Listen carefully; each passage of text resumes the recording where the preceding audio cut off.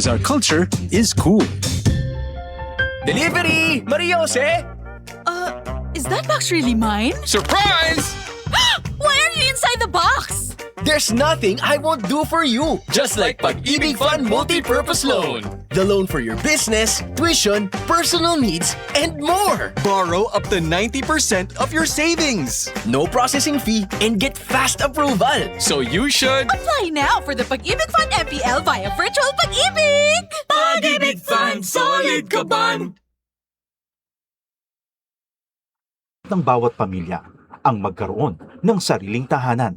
Ang mga pangarap nyo, ang pangarap din ng Pangulo. Kaya agad inilunsad ni Pangulong Ferdinand Marcos Jr. ang Pambansang Pabahay para sa Pilipino Program o 4PH. Hindi lang para magtayo ng mga bahay, kundi para ibalik ang pag-asa at dignidad ng bawat pamilyang Pilipino. Noong nakaraang linggo, binilikan ng Pangulo ang ilan sa mga housing projects sa Pampanga para tiyakin na ang bawat pamilya may tunay na pagkakataong magkaroon ng sariling tirahan at ang bawat tahanan, ligtas at dekalidad. Nakakatuwa makita mo na mas maginhawa at mas maganda ang buhay ng ating mga kababayan. Dagdag pa ni Secretary Jose Ramon Aliling ng Department of Human Settlements and Urban Development. Ngayon, lahat po ng modalities. Nandiyan po yung horizontal, house and lot. Ang dignidad ng pamilya ay, lalo na ang Pilipinong pamilya ay pag nagkaroon siya ng sarili niyang bahay. Kwento ng mga residente, dahil sa mababang interes sa pabahay, naging mas abot kaya ito para sa kanila. Ibinaba kasi ng gobyerno sa 1 to 3% ang subsidized interest rate. Para sa mga kwalipikadong benepisyaryo ng Socialized Housing Project, aninsunod pa rin sa utos ng Pangulo. Yung mga kulang na bahay ay kagawa natin ng paraan upang lahat ng nangangailangan ng pabahay ay gagawin natin. Sa buong bansa, tuloy-tuloy ang trabaho. Isa-isang inaayos sa mga bagay na magpapagaan sa buhay ng mga Pilipino.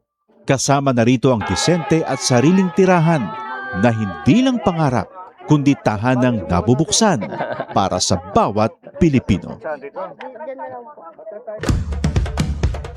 Ito ang Presidential Broadcast Service. Radyo Pilipinas. Radyo Publiko. Ng bagong Pilipinas para sa bagong Pilipino.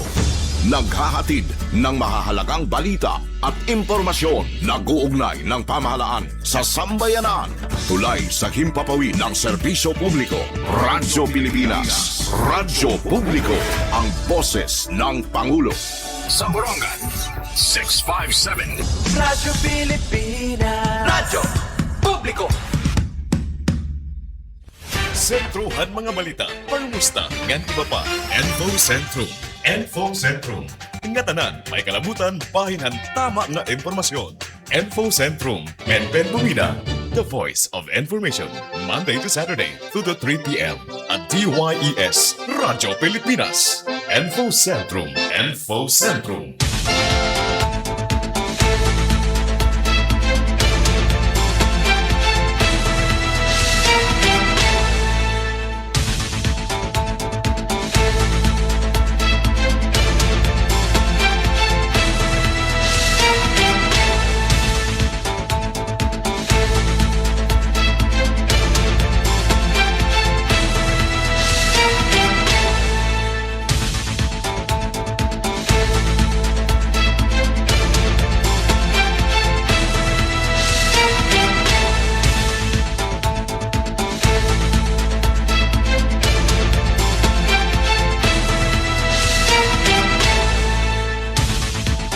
Anatun oras sa kabarangay, meron na kita 15 minutos na nakalabay halas sa doon. Welcome ha aton taramdan na Info Centrum pan Martes sa Abril 21 na. Maupay nga kalupati pen pumida ito na iyo kahampang kapag naton di Master Control Chief Tech Joey para hito naton 1 hour no nga dakita hito nagkaalas stress. Pinagiton supervision ni Ate Ruth Rivera Abunda. Yes, tikang pala kita sangguniang panlalawigan, maupay nga kelup.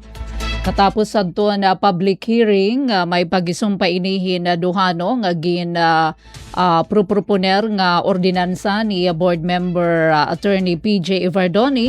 Yan na naman in ongoing yan na iton ira regular session.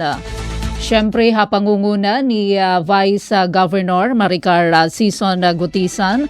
Mapay nga kulub nga dahiton ato na mga magbabalaod han probinsyan Sinirangan Samar, Vice Gov maupay nga kulub. Unina pahapyaw naton na talakayon aton gin cover gin attenderan nga public hearing. Ay damo adto na nakadto maupay nga kulub nga dahiton na transport sector. Syempre more on kanan mga taga dinhi nakikilala ko mga taga dinhi aton syudad hiton na Borongan. Nakadagihapon in representante na magkalain-lain nga ahensya hiton na gobyerno. Maupay nga kulub nga dakanda Sir Pedro Bimbotan. Sir Bimbotan hiton Department of Trade and Industry. Naglaygay gihapon may dahira mga programa hiton DTI para naman makabulig nga hiton aton mga MSMEs. Iniba nga mga gudti nga mga nagpapakabuhi, mga entrepreneurs nationwide ini may da mga pautang. Uy, unina or buwas dito natin siguro mahi-plastar goodhin detalye buwas sa sumat estihanon. Ngan hito na pagka kilip buwas hito na info sentrum. Siyempre adton peragihapon nga transport sector. Mga opisyal hadton na toda diniha aton na syudad may daghihapon hira mga siring pa man panawagan kung natagan na kuno hirahin 5,000 di ba nagpakakarawat na hira from Department of Social Welfare and Development in nagirim na daman iton 100 pesos voucher ngay gahatag may da ngayon hini allocation nga 10 million ito na city government ito na Borongan. Then nagaaro naman kunta da mahira para hiton na kanan probinsya na kunta nga signenta nala ayuda from the province of Eastern Samar. Ayan, unina talakayan natin aton gin cover nga public hearing kung ano inhiya nga mga ordinansa nga ni kakulop aton naliwat ini pahapyaw nga natalakay. Sugad man na maupay nga kulop nga dahiton na mga estudyante naman. Nahi-reporta naman na kanina sumat estihanon adton pagtag IPIP scholar iton provincial government ngan adton ira pakakarawat ira naman monthly stipend nga nag-abutin kanan tulo ka bulan.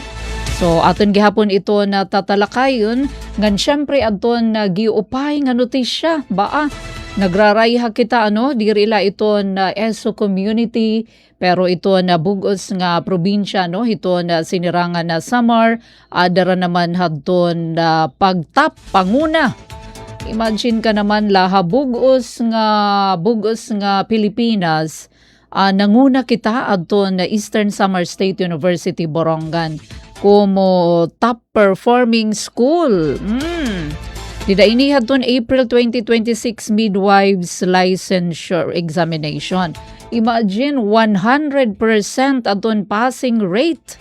Congratulations 43 out of 43. Uni nagihapon ipakita naton adton upod hadton top 10 alumna from Eastern Samar State University Borongan. Uy, halarangan liwat ito na pagtaga-edukasyon. Yadi daman talaga nga magkarit ito na aton mga estudyante Eastern Visayas kay may damang estudyante from EBSU Engineering nakahimo hirahin solar powered nga pump boat. Wow, para inihiton mga turista. Sige, masarit kita kan Kuya Will Amazona pag flash adto niya naman na video. Sige, nina mula ini pero la ini hiton aton tatalakayon pare ng adlawhan na Martes dinila aton taramdan na Info Sentrum with Ate Pen pare ng adlawhan na Tuesday, April 21.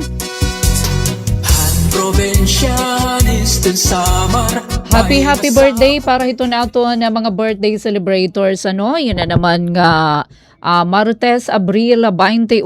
Happy birthday!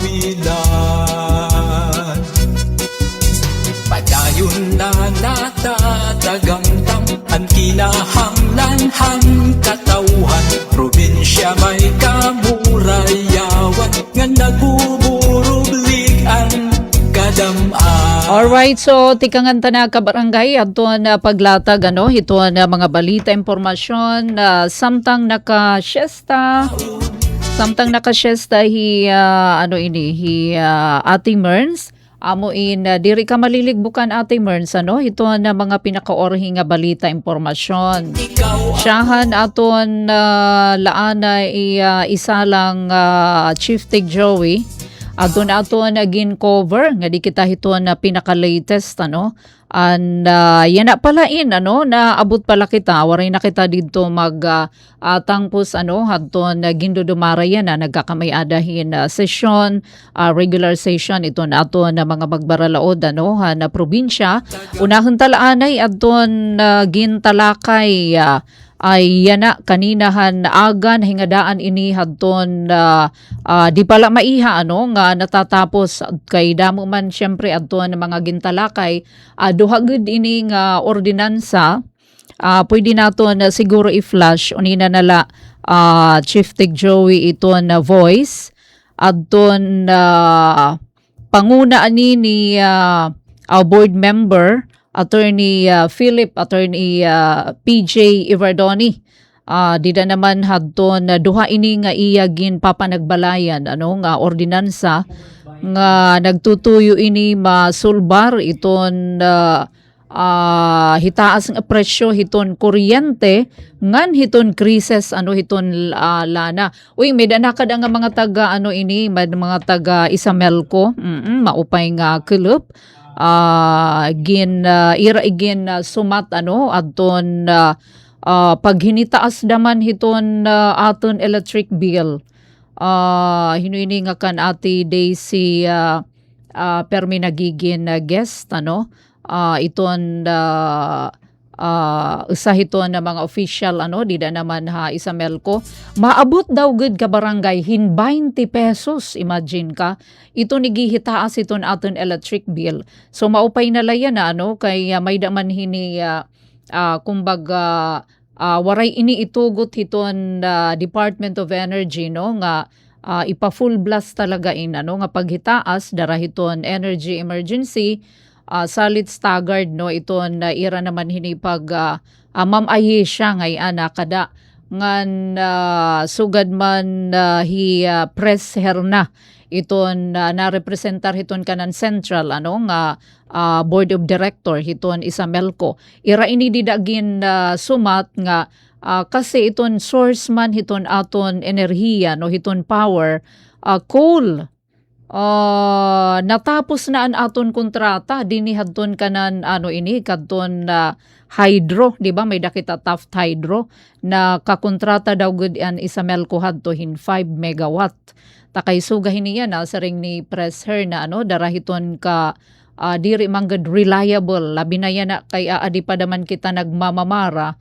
Syempre maguguti iton supply hiton hydro iton ira hydropower plant. So may dakitahin baga naabutin 20 iton ira gin nakakontrata ngan ini nga coal aram naton nga tikang pa iton hangawas hiton nasod. So although may dahini mga didto Manila may mga lugar nga na-mention kung din hira nakakontrata iton Isamelco salit iginuundong di dahini nga isang ordinansa ni board member PJ Ibardoni iton paggamit hiton renewable energy. Adi ini aton una ini nga ordinance Renewable Energy Promotion Ordinance of Eastern Samar. So iton author hini amohi Honorable Attorney Philip Ivardoni Jr. Pag-promote ini pag-develop ngan paggamit in renewable energy resources dinhi aton province of Eastern Samar. Ngan maupay ini kay syempre nakadaadton mga hintutungdan nga ahensya hadto na gobyerno para ini ini nga usahiya nga ordinance. Duha kasi ini nga ordinance nga papanagbalayan ni board member PJ. An usa ini nga renewable energy promotion ordinance of Eastern Samar. Iton iya hini katuyuanan didahadton paglaygay kanina ni board member PJ paggamit ngan pagdevelop hiton renewable energy para maibanan nga madepende kita hiton fossil fuels. Iba pa nga mga source nga ngan mapaubos iton gastos hiton kuryente. May da man daw kita mga potential dinhi sa Eastern Samar. May da ngayon kita iton didto halawaan aman huray. Pero lahiya ka megawatt diri pa hiya talaga bastante. Ngan nakadaliwat hiton nga balaod nun igin pwede dahadton balaod nun nga magtukod hin tinatawag Provincial Renewable Energy Council. Siya ini iton mangunguna pagpatumanhan mga programa ngan polisiya pati na adton tinatawag Green LGUs program. Kumbaga inihiya nasa ring attorney PJ naguobligar ini nga diri menos sa 30% hiton energy hiton mga building hiton provincial government in dapat matikang hiton renewable sources antes nga umabot iton tuig 2030. Amo nga iton ngayon nga aton mga building didano hiton province. Iton old nga provincial Capitol building bubutangan it didtohin solar energy. Ngani nagaaghat daman nga dahiton na mga pribado nga mga establishment bisan nga dahiton mga residential area nga gumamit na hiton solar energy. Solar. Oo, iton tikang hiton tikang hiton adlaw. Ngan may dadaman mga insentibo sugadhan tax discount pinadagmit nga permit processing ngan subsidy para hiton mga project nga dagamit hiton renewable energy. Ngan sa daman nga ordinance nga gintalakay sugad kada mo damo kanina to nag-attend may dapat to diti kang hiton transport sector.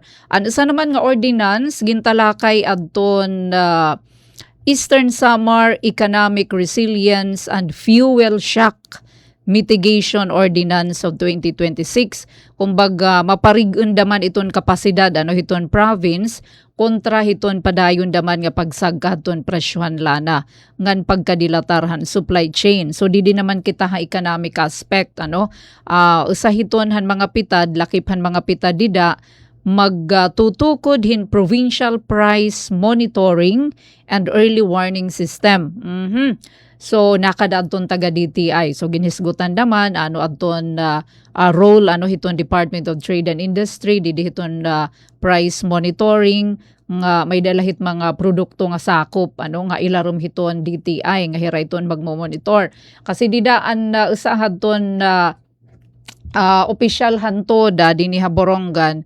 Kumbaga na-mention adton DTI nga kuno di man kamo nagmo-monitor hiton presyo hiton fuel products. So ginbaton ini ni DTI Provincial Director Sir Bimbutan nga iton nga mga fuel products diri itamon nasa ringhiya hiton pagmonitor kanan Department of Energy. Ngan speaking of Department of Energy aanhiya na iton taga DOE nagmo-monitor yana hiton mga gasolinahan habugos nga Eastern Samar. Iginsumat kanina ni board member Gigi ngan board member Irvin Pormida. Kay meda ngayon hiradaman mga gasolinahan na siya kuno nga nalitira kanina nagmo-monitor kay aram naman natin nga nagkamay adahin kakanoan price rollback yan nga adlaw. Kukitaan nira kung nasunod ba it mga gasolinahan dinhi Eastern Samar kung may da nagpapalusad hin mando nga magkamay adahin rollback. iton mga gasolinahan. May ada yan na ha, iton mga tag-adahit man mga gasoline station. Ngan natalakay di man, nasa rin kayo no kuno nga nag-iiba-iba, iton iyo presyo, halimbawa petron, iton petron dinhi, petron dito hit iba nga bungto, iba-iba kuno ito iyo presyo. Oo, ngan magro-rollback nga ni ida makuno, maiha mag-rollback, alagad ako no iton pagpa-increase madali. So gabahit natalakay iton. Ngan amit hiya no, magtutukod hin Eastern Samar Provincial Economic Resilience Council para monitoring hiton ekonomiya ngan pagpatuman hiton mga programa para hiton stabilization. So sakop daman hini nga ordinance, ini na nga ikaduha nga ordinansa no ni board member PJ adton pagdusohin renewable energy initiatives asya nain an solar powered facilities sa mga pampubliko nga lugar pati na iton mga off-grid nga barangay iton ba nga waray talaga nira source hiton energy diri pahirangad to na lilinyahan ba hiton kuryente ngan magahatag hin insentibo ha mga komunidad nga negosyo maupay gad ngan kuan pala adto hiya public hearing so susundan pa ini para talaga maginhulos na inhiya nga ordinance so tinambungan adton public hearing hadton iba pa nga miyembro na sanggunian nakadahi board member Timmy Campomanes, board member attorney Byron Suyot, board member June Kilitano, Christy Liadao, Gigi Sakati, Irvin Pormida, iton kananligan hiton mga konsihal ngan syempre Vice Governor Maricar Sison Gutisan, mga agency, haakadim nakadaadton ESO kay may daytirayan na programa nga nagduduso daman hin renewable nga energy. Ngan nasa ring board member PJ pananglitan maipasa ini nga duha nga mga ordinansa magiging komprehensibo nga solusyon magkakamayada para mapahabubo ang gastos iton energy makahatag hin green jobs maparig-on iton economy ngan resiliency han Eastern Samar kontra hiton energy emergency ngan epekto hiton climate change. Sige daw Chief Tig Joey aton na pamatian an haliputay dida pala inihan opening statement ni board member attorney Philip PJ Ivardoni Jr. Buying solar panels pero they don't know where to begin and meron pa palang bottleneck sa municipal level with regard to the electric permit. So kaya dyan po tayo tutulong. Kung through this ordinance, we can give easy doing business. So siguro we can establish express lanes for the application and approval of necessary permits for the establishment of solar panels. Kasi the more solar panels, the better for Eastern Samar. Dahil nalilesen yung dependence natin doon sa fossil fuels. So once mapasa itong ordinansang ito, we should do an information drive. A massive renewable energy information drive for Eastern Samar. Maging isa tayo sa probinsya na leader in the most number of establishment households with solar panels sa buong Pilipinas. Kasi private cost naman yan di ba? Pero pagsusumikapan po natin yan. No? Isipin niyo po sa hapagkayana lahat ng energy sources natin from coal. Waray bisan usa from renewable energy plants. Etong isa from Quezon, isa from Pangasinan, dalawa from Cebu. Kagrayo pa. No? So, nagbabayad ng transmission, yung transmission may VAT. So, the more renewable energy sources na meron dito sa Eastern Samar, the better. And that is why we are passing this Renewable Energy Promotion Ordinance. dahil we need to attract investors. And with that, siguro, we can start discussing yung mga provisions ng Renewable Energy Ordinance para to promote, to solicit ideas from the body. But before I proceed, Attorney Byron Puyot, Attorney First, sabihin mo pa. Alright, so thank you, Board Member PJ Ivardoni. So, promotion, gumamit in solar. O ba ako Ate Pen kay mahal ba eh? Siyempre, ma-invest ka hiton. Nasa ring Attorney Byron Suyot, Board Member Suyot. Siguro may dananira, balitaw mga mga magasto ka kunuhin na mga 200K.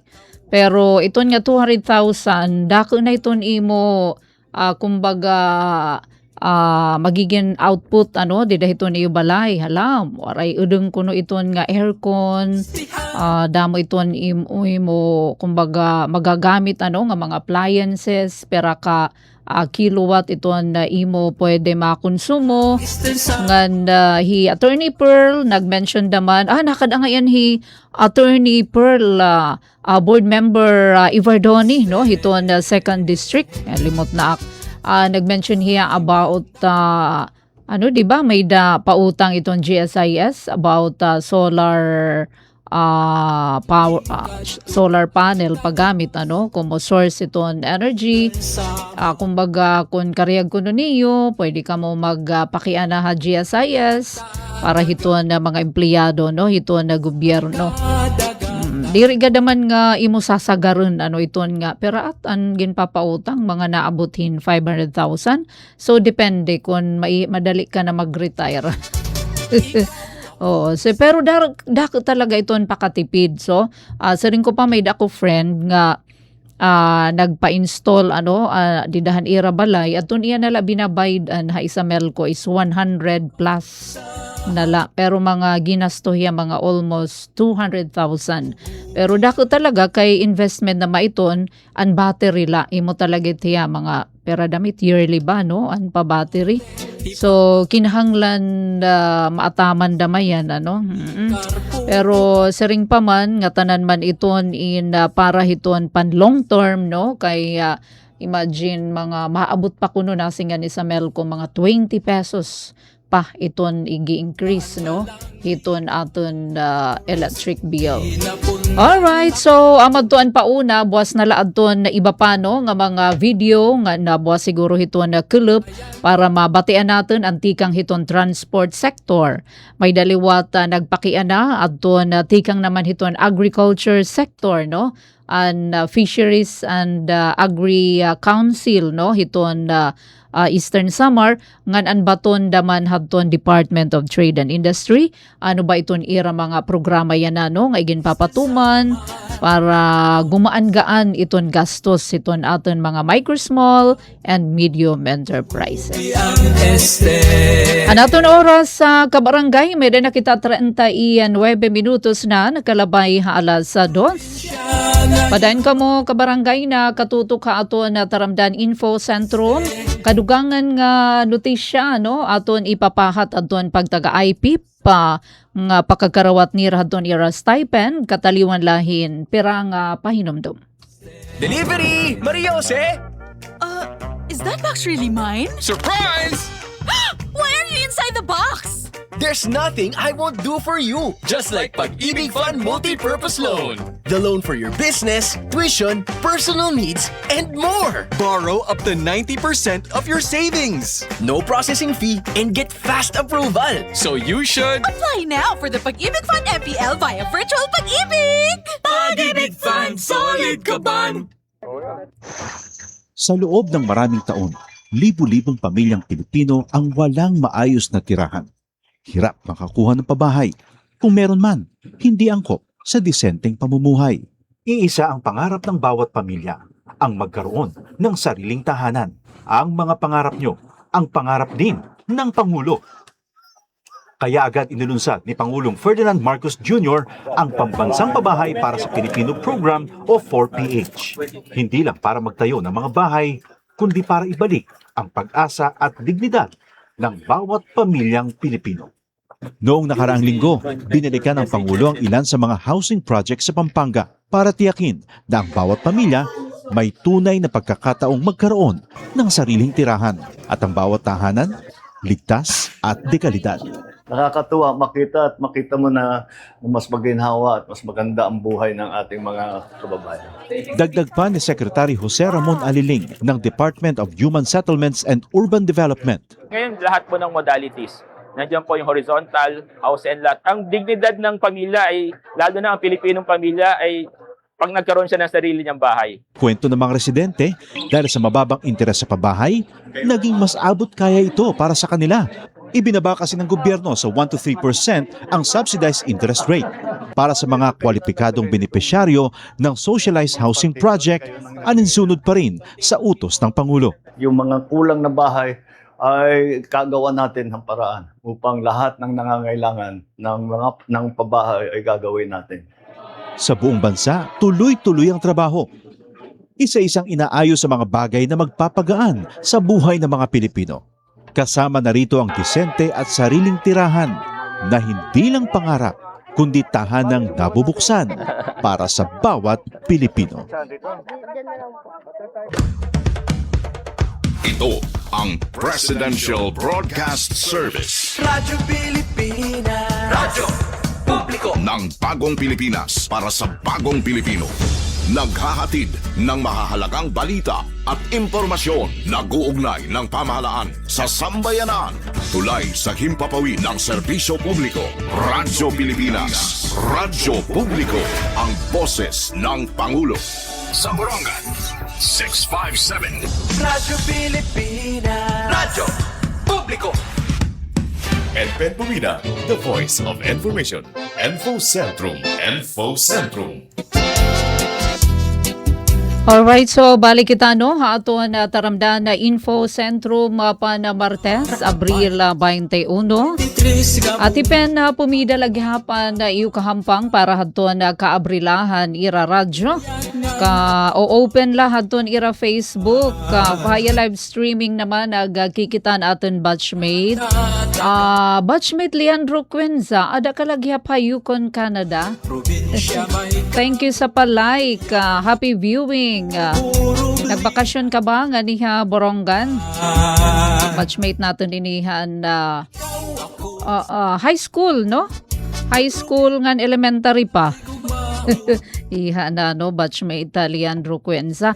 Ato niya na ito na irabugos nga pamilya ha Canada. O pa'y nga club, kumusta kung nato ka mo ha Canada, ano ito ang oras, yan na didaha iyo.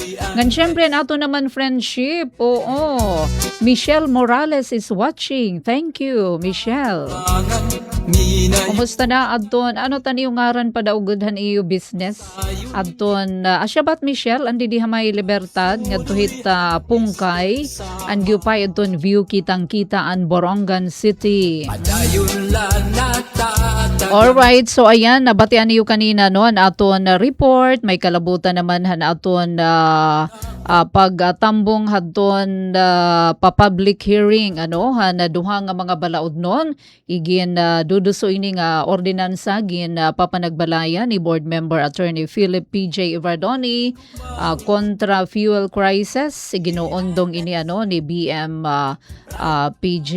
So yan na naman syempre adton usahiton flagship programs no hiton provincial government tinututukan talaga no ito na edukasyon hadto pa ni ex-governor Ben Ivardoni yan naman ginpapadayon ginpahaluag adto na sakop pinaagi ito na liderato no ni Governor RV Ivardoni.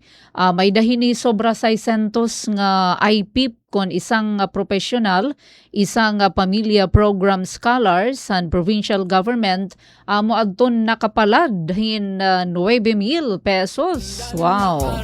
Para naman hadton ira tulo ka bulan kanan 3 months ano adton ira nga stipend. Pwede naton Chief Tig Joey no i-flash adton na mga pictures. Okay naman adton video ni Kuya Manny kanina aga. Mga pictures anay kita nga sobraan na kalipay sa 610 nga mga scholar ng provincial government. Ayan, naglilinya para naman kumarawat na hadton ira 3 months nga allowance from January, February, March nga tag 3,000 pesos adton ira naman stipend. So nga tanan ini nga campuses hiton Eastern Samar State University amo in tikang ining 610 from SOR Tetche kan Avid dinihaton hiton main campus Borongan Maydolong ESO Salcedo ngan ESO Giwan ngan may dapahirapapan mulaton nga 6,000 pesos para naman hiton ira April ngan May daman nga stipend. So hamasunod nga duha ka semana ira na dama ini makakarawat. Kinahanglan ma-liquidate anay adton cash advance para makakumpleto na hanira stipend para hanbugos nga semester. Syempre ini nga IPIP nga isang professional, isang pamilya program aram na ini naton nahibalita ta na nagkatuyoanan hini magkamay-ada bis naman la usa nga graduado ha kolehiyo ha usa nga pamilya didtuhin mga tayaw nga mga kabaranggayan. Nahingad to na kami Pandol dito mismo han pagka serbisyo caravan barangay Pandol kan Avid ginsabi mismo ni Governor RV nga magiging recipient iton iyo barangay hiton IPIP. Takay kay kuan maini magdamo man iton magraduarya na ika 4 years damo iton mag-graduate salit naghangyo ini Sir Manny Araguan ato na interview kakulup kay nakadto kita hini kakulup daman ha Kapitolyo para pagkalap hin mga balita ngan amo inyan ato nakuha nga impormasyon kan Sir Manny Arago nga magkamayaday haluag pa iton lupgup kay kasi yan iton barangays nga sakop hini 53 iton mga barangays magkalain-lain iton nga mga bungto hiton Eastern Samar upod pa iton City of Borongan may dahini pera daman nga barangay madudugangan ini kay maiiba na naman kay magraduar man iton iba para daman magpadayon lahiya magdamo ang mga beneficiary magdamo daman adton mga barangay. Ngan kalakip hiton educational program hiton provincial government kaupod hini iton bulig para estudyante. So yan na naman nakafocus adton BPE nga program para hiton mga graduating students. Kasumpay hini Chief Tig Joey pabati ta daw may dadida video credit. Nagpapasalamat kita nga diton Eastern Samar Provincial Information Office ira ini video, ira ini. So sinarit kita para i-play naton. Aton pamatian ka barangay adton mensahe ni Governor RV Ivardoni dida ini hinusa hadton na mga payout nga ginabuhatan. Iya ini ginhatag adton iya mensahe igin pasarig niya adton padayon nga implementasyon hadton programa pan-edukasyon. Adi hi Governor RV Ivardoni.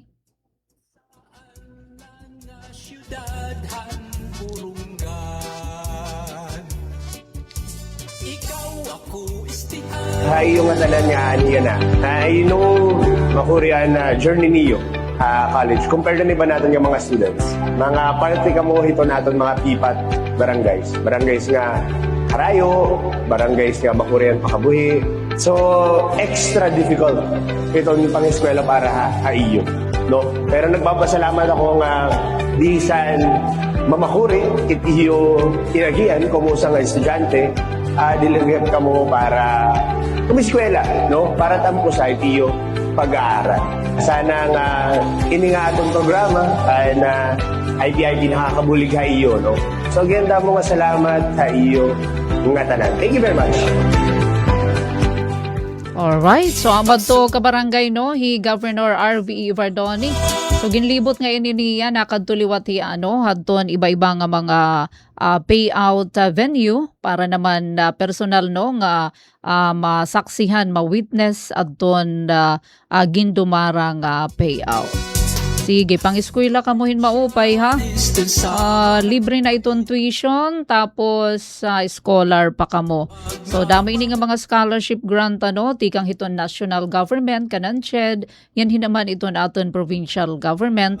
Amoy nag-aalukar naman para hiton ikauupay, hiton aton mga estudyante, habugos nga sinirangan samar. Ngan speaking of ESO, aton ladaman utro congratulate kay Adton ESO Boronga nanguna nga top performing school. Sa balit nga alumna nakasulod ha top 10. Amoy ni iton aton news cap kumbaga unina news update adton dako nga pagdaragan hadton Eastern Samar State University. 43 out of 43 examinees han ESO Borongan pasado 100% adton ira passing rate. Wow, congratulations. Top 10 pa adton isang alumna ESO nga Graciel Dacuno.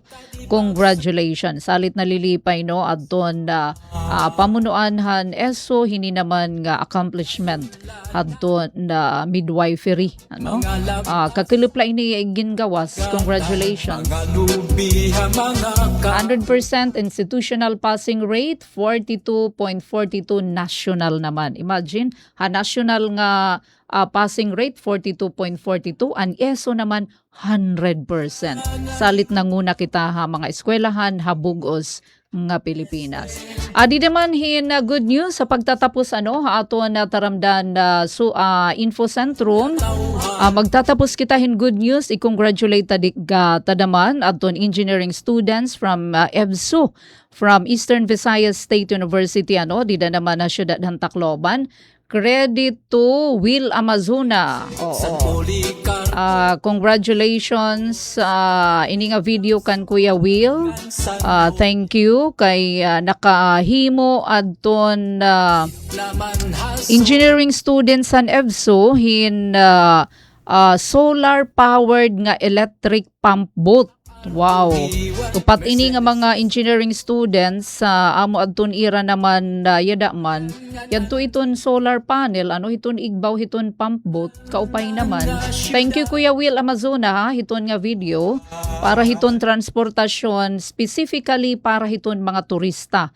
May dahira dida tinatawag Golden River, dida naman hinasang bungto dito naman Habasay. Anira hini project design and implementation of a solar electric pump boat for tourist transportation in Suhuton. Dida ini Habasay, Samar. Para mapauswag naman itong transportasyon, labi na yan nga hataas naman iton presyo iton krudo. Salit nag-resort into solar powered nga electric pump boat. Congrats nga dahaton ng mga estudyante han EBSU kon Eastern Visayas State University. Ug pinaagi hinay ka barangay, kinakapos na kita oras, may dapakita 7 minutos pa ug sa mag-alas 3. Buwas na lagton iba pa nga mga balita hangaran ni Ate Ruth Rivera Abunda, Chief Tig Joey kaupad naton didi Master Control. Tipen pumida ini utro na sering bantayin masunod nga taram segment adton news update. Tipen pumida ini maupay nga akilap. Mula sa pinakamalawak na Pilipinas. Ito ang Radyo Pilipinas News Update.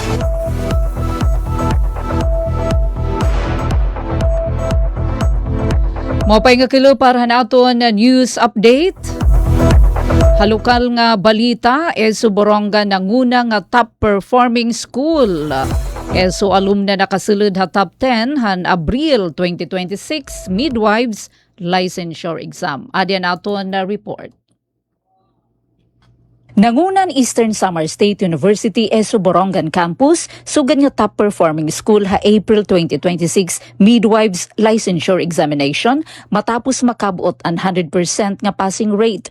Base ha opisyal nga resulta, 43 tikang ha 43 nga examinees han ESO Borongan ang nakapasar nga naghatag ha universidad ha numero 1 nga pwesto ha kategorya han mga eskwelahan nga may eda 30 o sobra pa nga examinees nga may minimum nga 80% nga passing rate.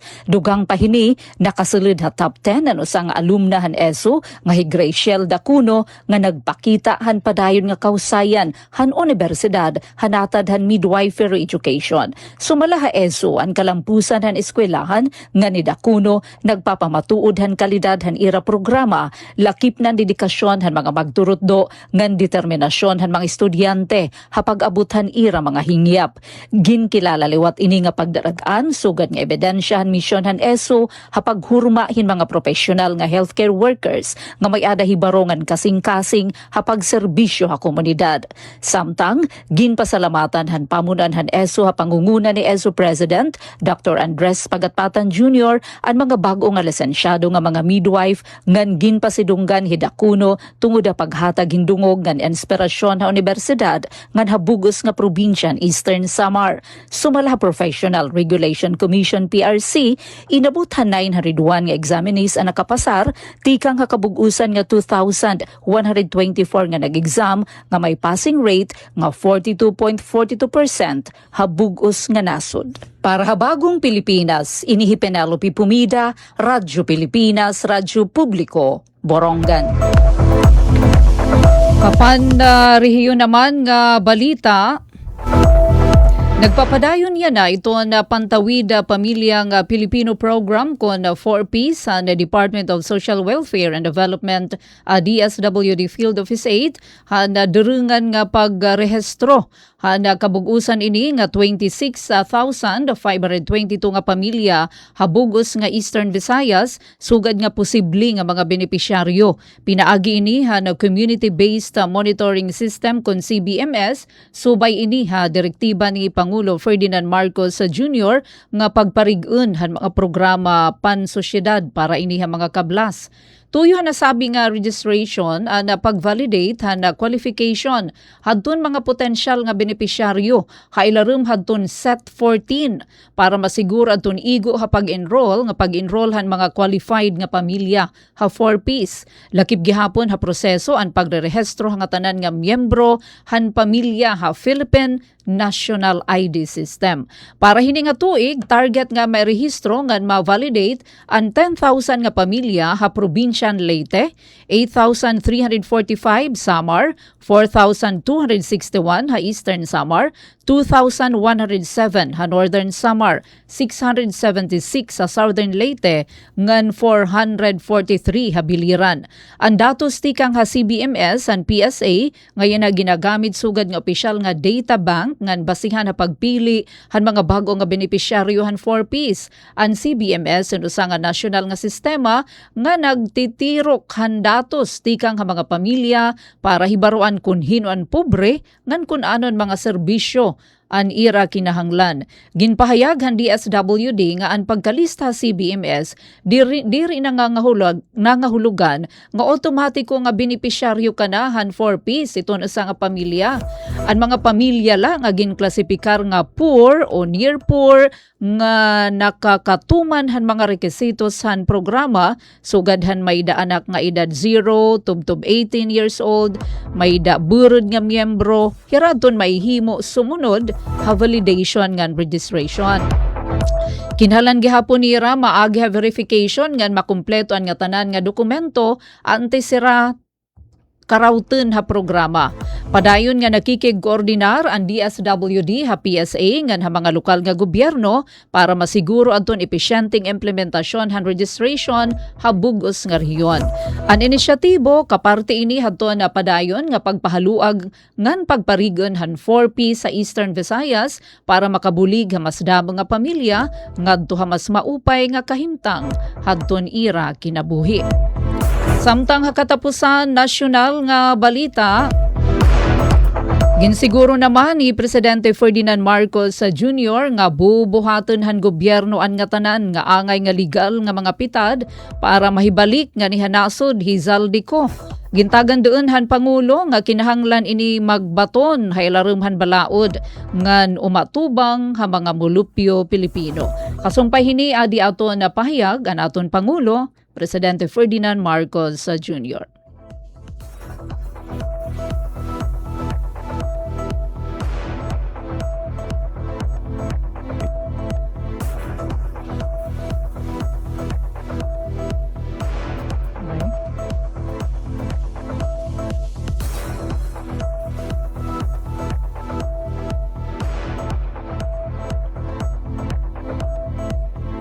Utusan ko ang Department of Justice kasama ang Department of Foreign Affairs na pangunahan ang pakikipag-ugnayan sa mga otoridad ng Czech Republic upang matiyak na maayos at naayon sa proseso ang lahat ng kinakailangan. We will bring Zaldico home and we will do so in accordance with the law. He will answer to the Filipino people. Inutusan ko ang Department of Justice Amod to kabarangay an haliputay pahayag hanaton Presidente. Ug din hinaton tinatapos aton news update at ipen pumida ini utro maupay nga kelep. Mula sa pinakamalawak na newsroom sa buong Pilipinas. Ito ang Radyo Pilipinas News Update.